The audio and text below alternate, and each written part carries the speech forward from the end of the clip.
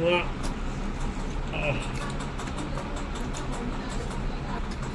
dai tadi nai de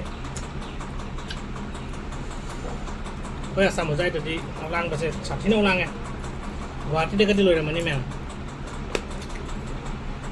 nggak sih tanggung di pada hawa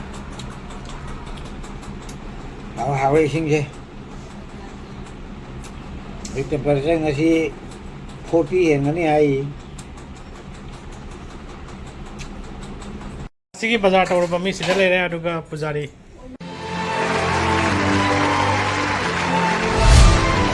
guys आज का blog में है देख सकते हैं मुकबांग में ये है इसको बोलते हैं हम लोग थांगजिंग बोलते हैं इसको जो कत्ता वाला थांगजिंग है वो मैं हम थांगजिंग ले जा रहे सीधा अडुगा सिगा ना nga gi kai sikai hai ni nga maring khang ngauba aduga siga lai re akhoi gi kai jaw siga thabi lebu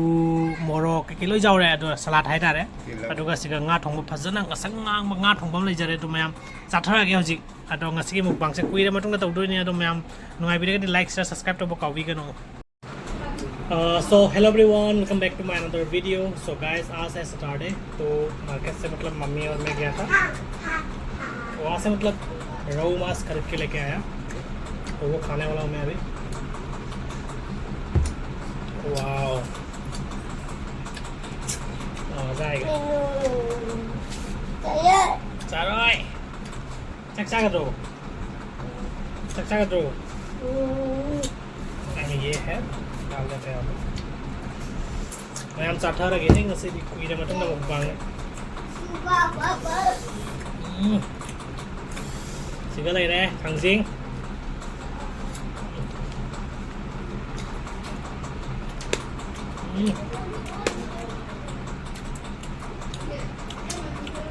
Akin mình ăn chẳng hạn rồi Akin mình có hàng rồi út là sao em sẽ lên đây coi như anh thằng ngủ á chọn thun đây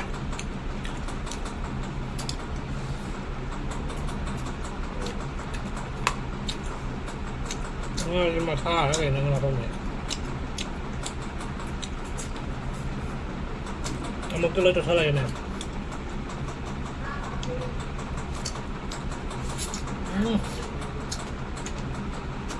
nó salad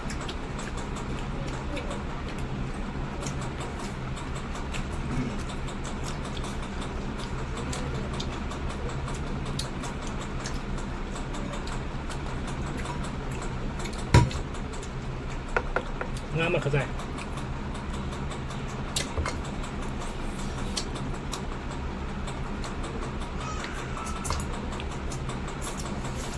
nga là sẽ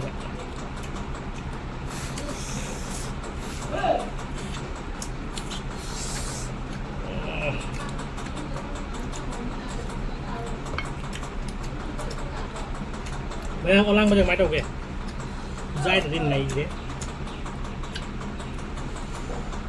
bây giờ sao một dai từ đi orang bahasa satin orang ya wati dekat di luar mana memang Mayam nong susu dre nong suke tau raga curam dre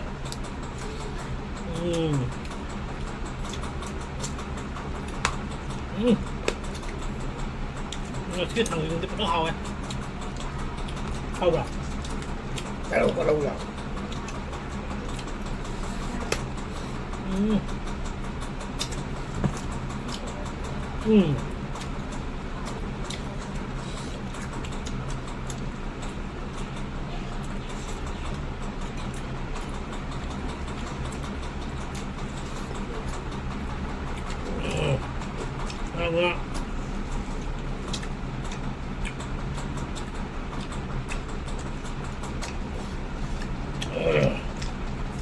Nah, pedas ke sing ni. Spanish nut dah. Sing ni ni.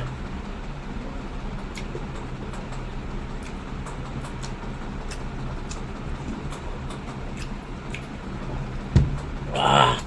Sing yang tak pasti yang pilih. Lang dah ada.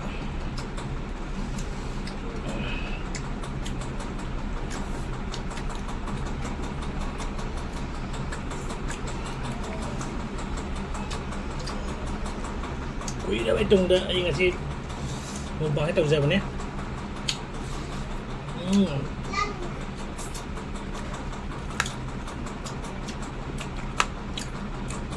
cái cặp bài sai rồi nó cái papal sa đấy nó thằng có lâu chưa cặp bài ngay chào cái chuyện nhà rồi mà bây giờ giàu những đẻ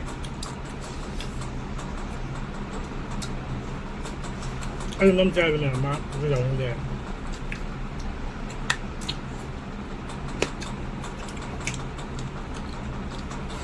ngay sau ông anh đang chơi rồi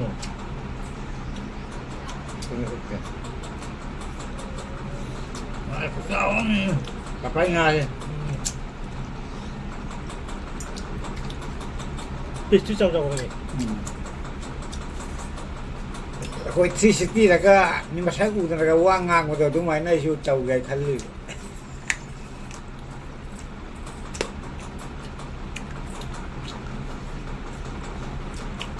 ดูมันชักจะมุดประจักษ์แบบแล้วมันจะว่าให้คนดังงานกับอ่ะ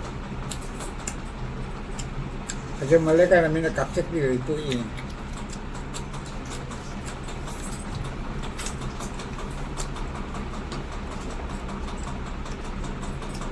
ใช่เห็นมาป้าเขาทำเลยว่ามันจะกลับเช็คดีเลย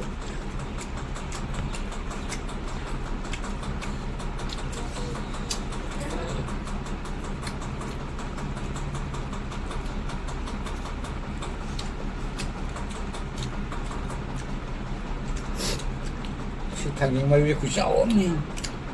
nếu nào mà sẽ bazar câu hỉ sức cháu mấy việc lấy mà lên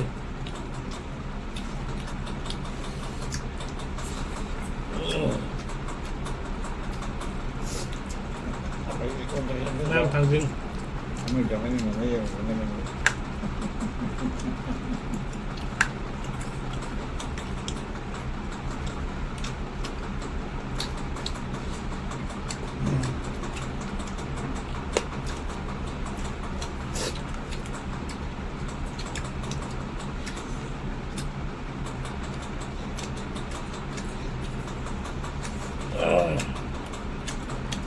कोई जिंदगी में ये सलाख से वो है ही ना अमुक पागल मसलन पुनः मग शुरू से ही जाओगी mau phê cho nên phải tàu làm ăn nổi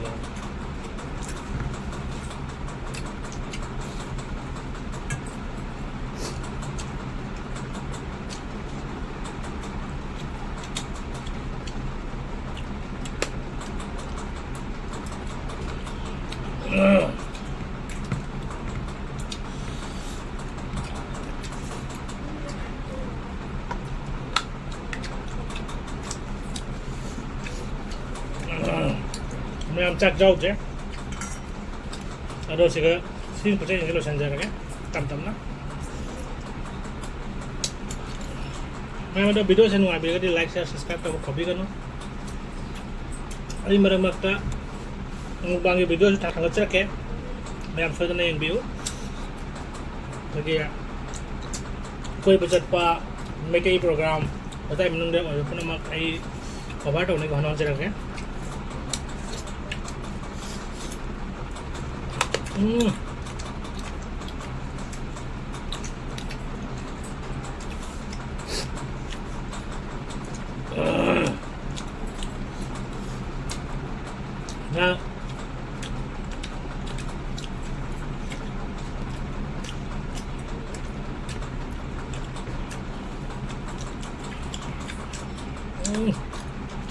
hào đi ngay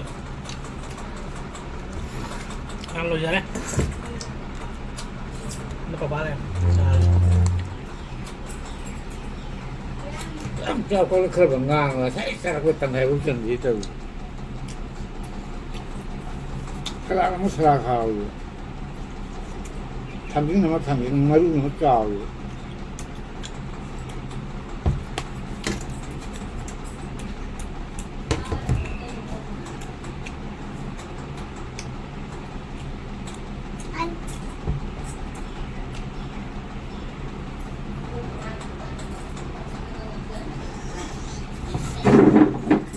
cái dâu dê rồi cái tàu vàng nó rồi làm đấy dâu hơi liền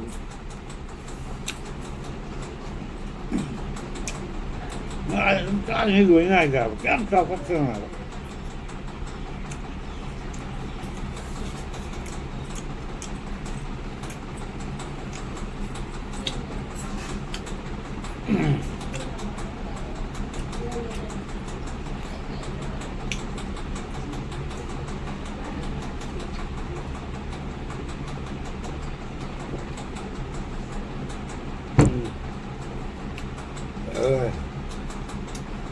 hawa sing je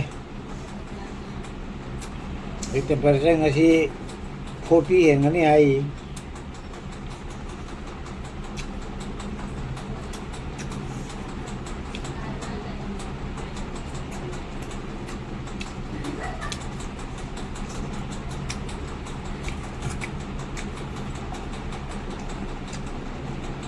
một thiên mẹ 10 giờ rồi chứ thì nó là lúc khác thầm ấy mấy mà ra lúc khác tôi là sao luôn lúc khác tôi là hỏi ghê pasukan aku yang makan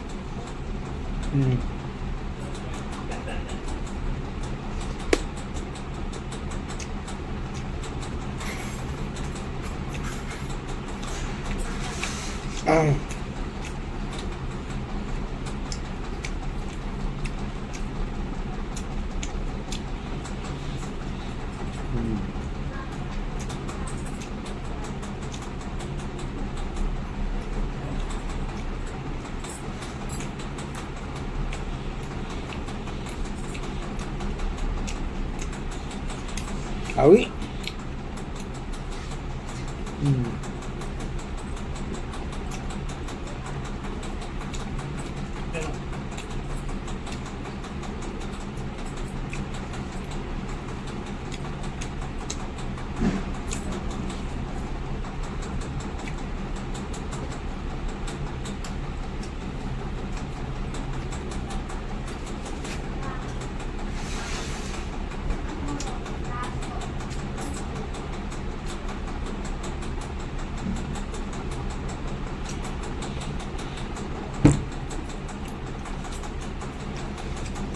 Hal mana hago wari hela ya ba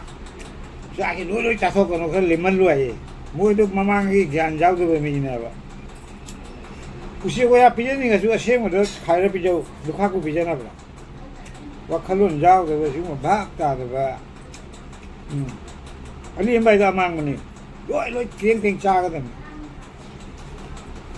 kana ba pije ni ma su athiang ba khaire ba pije ba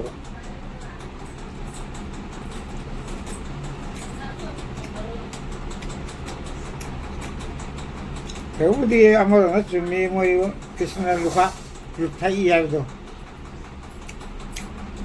Kisna na sandadi tangi na cupa kali sakti na. Sanang saya luka punya wa kisna thai. Dua mo nangai ya kan ni. Ai mo tadi pam dade. Atu pa tarang mo jiwan da luka bija mo. Asyik mo khai do bija bija.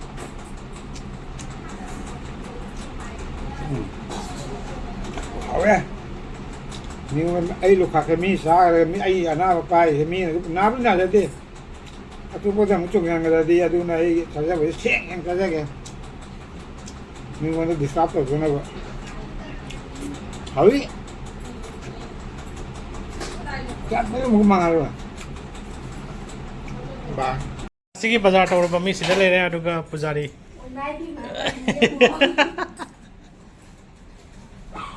kari